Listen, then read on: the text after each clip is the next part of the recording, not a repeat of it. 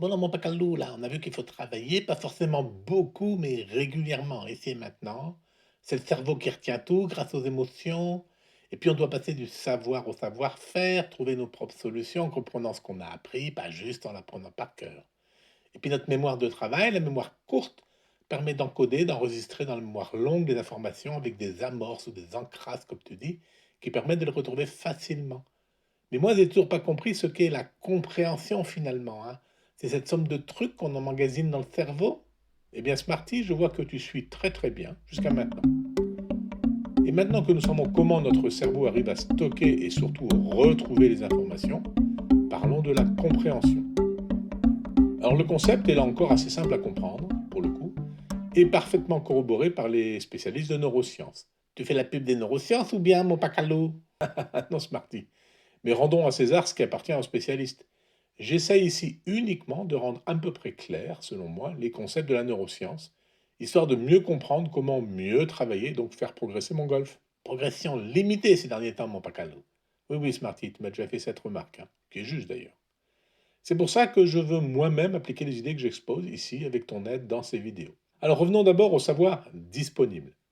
Nous avions vu dans une précédente vidéo que le savoir disponible et surtout le savoir-faire, ça allait crescendo de mémorisation à compréhension, puis capacité de résolution, et même créativité, c'est-à-dire apporter des solutions nouvelles.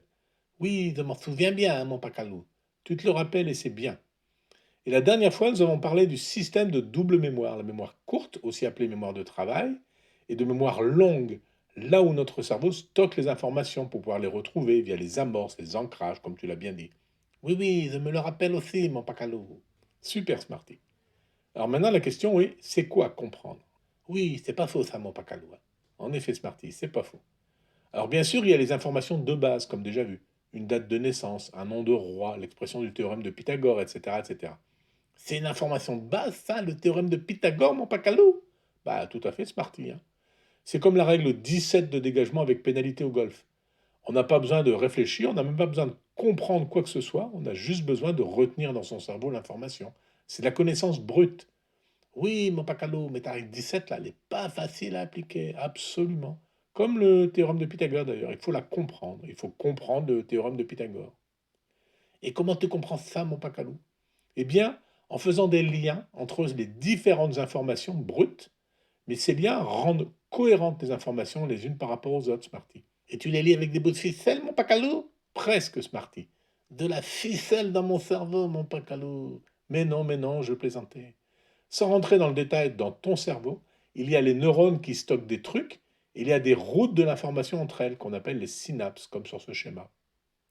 Eh bien, des liens entre informations se créent, les informations se lient de manière plus cohérente, comme une sorte de schéma conceptuel, si tu veux. Et du coup, des amorces supplémentaires s'ajoutent et qui font les liens entre les informations. Et ça s'ajoute par effet émotion, comme toujours. Car quelle belle émotion, en fait, de comprendre d'un coup le lien entre deux trucs. Ce qui rend les informations combinées après, combinées entre elles, encore plus faciles à retrouver.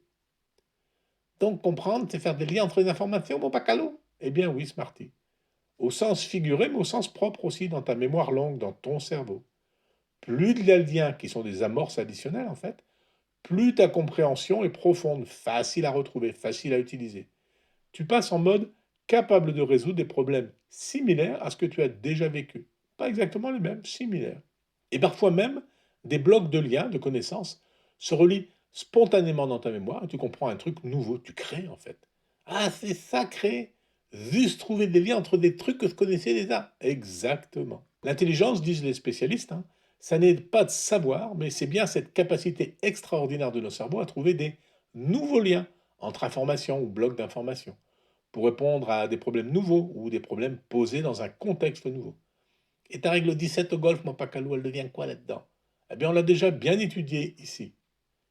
Elle stipule que si ta balle est dans une zone à pénalité, les poteaux jaunes ou les poteaux rouges, hein, eh bien, tu peux la jouer là où elle est, ou tu peux décider de la dropper, avec quelques précisions spécifiques sur la manière de dropper. Dropper en dehors de la zone à pénalité, avec un point de pénalité. Comprendre la règle 17, c'est faire des extensions dans ta mémoire, des liens, ajouter des ancrages. Par exemple, tu peux considérer que finalement, depuis ces zones, le drop revient à jouer un coup, juste afin de sortir la balle juste en dehors de la zone, là, dans un endroit plus facile à jouer. D'où un point de pénalité qui ne compte que pour un coup, joué finalement. Alors autre exemple, se dire que si je joue la balle dans l'eau, ben, j'ai des fortes chances, des fortes malchances, je devrais dire, de la rater. Alors l'eau me pénalise très fortement dans mon swing, donc c'est une zone à pénalité, une zone qui me pénalise si je tombe dedans, etc., etc. Tu vois, Smarty, en liant les connaissances à d'autres règles ou dans d'autres situations que tu as vécues sur le terrain de golf, dans des conditions réelles, hein, eh bien tu arrives petit à petit à mieux la comprendre, cette règle, à mieux l'interpréter, à mieux l'utiliser aussi à ton avantage, et donc à prendre des meilleures décisions sur le coup que tu vas tenter. Petit à petit, c'est le bon mot, ça, mon pacalou. Ça va, Smarty, on a compris. Ben oui, justement. Tu disais d'une semaine à l'autre, tu sembles oublier tout ce que tu as compris, mon pacalou. Ah oui, c'est pas faux. Alors pourquoi j'oublie? Oui, pourquoi, mon pacalou? Eh bien, étudions cela dans la prochaine vidéo de cette série. Zéat, mon pacalou, zéat.